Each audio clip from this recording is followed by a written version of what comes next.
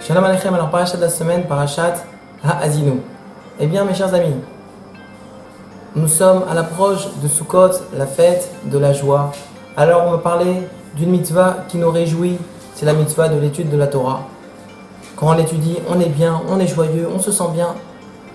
On voit que dans la paracha, la Torah est comparée à la pluie. Ya'arof kamatar l'écrit. On compare la Torah à la pluie. À quel niveau y a-t-il une comparaison? Eh bien, on va en donner deux aujourd'hui.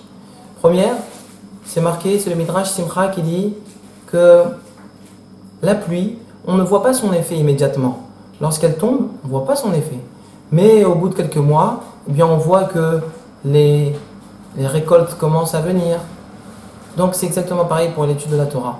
Lorsqu'un juif étudie la Torah, il ne voit pas les progrès tout de suite. Il ne se sent pas transformé, ni dans la compréhension, ni dans son être.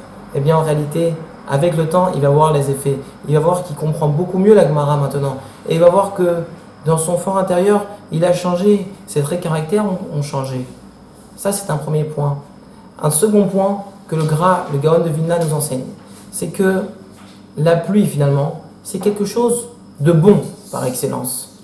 Pourquoi? Parce que ça fait pousser.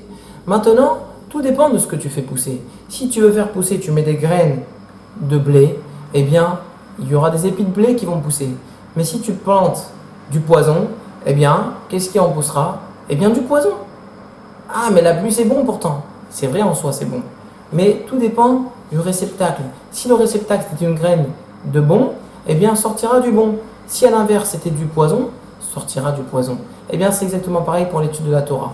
L'étude de la Torah en soi, c'est quelque chose de bon. C'est comme la pluie. En soi, c'est quelque chose d'extraordinaire. Mais en réalité, tout dépend du réceptacle.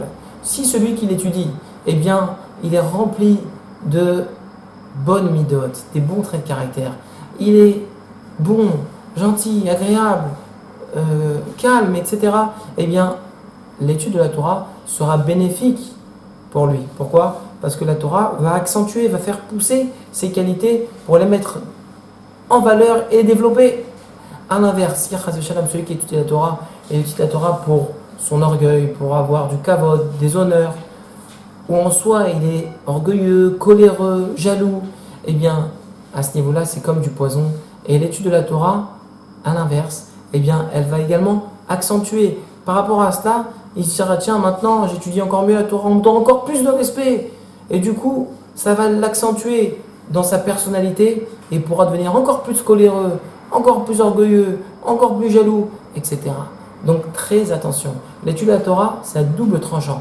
Donc attention, quand on étudie la Torah, il faut surtout se travailler en parallèle pour améliorer le trait de caractère, de sorte à avoir justement non seulement des traits de caractère qui seront bien, mais à part ça, qui seront accentués et développés par notre étude de la Torah. Eh bien, Shabbat Shalom et Chag Sameach.